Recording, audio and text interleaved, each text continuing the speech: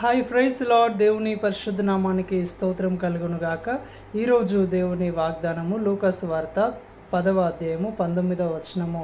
శత్రుబలం అంతటి మీదను నేను మీకు అధికారంను అనుగ్రహించి ఉన్నాను. ఆమెను హల్లెలూయా. ప్రభువైన యేసుక్రీస్తు అంటున్నారు, మీకు శత్రుబలం అంతటి మీదను అధికారం ఇచ్చానని. చూడండి, ప్రభు అయిన దేవుడు ఆదామును సృష్టించినప్పుడు ఈ సర్వ సృష్టి మీద ఆయనను అధికారిగా నియమించి ఉన్నాడు.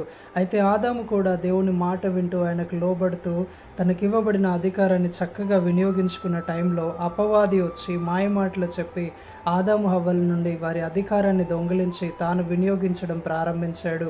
అయితే ప్రభువైన యేసుక్రీస్తు శిలువ మరణం ద్వారా ఆదాము కోల్పోయిన అర్హతను, కృపను, అధికారాన్ని తన రక్తాన్ని చిందించడం ద్వారా శిలువ మరణం ద్వారంగా మరలా మనకి ఈరోజు అనుగ్రహించి ఉన్నాడు. చూడండి, మీరు నమ్మగలిగితే, మీరు విశ్వసించగలిగితే, యేసు నామంలో మీరు నిలబడి మిమ్మల్ని వణికిస్తున్నా, మిమ్మల్ని భయపెడుతున్నా, మిమ్మల్ని బాధ పెడుతున్నా, మిమ్మల్ని కృంగదీస్తున్నా అపవాది కార్యములైనా సరే, చేతబడి కార్యములైనా సరే, విరోధమైన ఆయుధములైనా సరే, వ్యాధుల బలమైనా సరే, యేసు నామంలో మీకు గొప్ప అధికారము అనుగ్రహించబడది.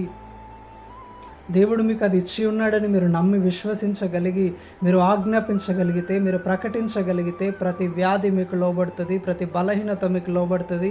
మిమ్మల్ని వెంటాడుతున్న, కృంగదీస్తున్న, భయపెడుతున్న ప్రతి దురాత్మల ప్రభావము మిమ్మల్ని విడిచిపోతుంది. యేసు నామంలో మీకు ఇవ్వబడిన అధికారాన్ని వినియోగించండి. భయపడడానికి బదులుగా, వేదన చెందడానికి బదులుగా, దుఃఖపడడానికి బదులుగా ప్రభు ఇచ్చిన అధికారాన్ని వినియోగించి, ప్రభు ఒక అధికారమునకు ఒప్పుకొని లోబడి మీకు ఇవ్వబడిన అధికారాన్ని వినియోగించుకొని స్వేచ్ఛగా, స్వతంత్రంగా, హాయిగా జీవించండి.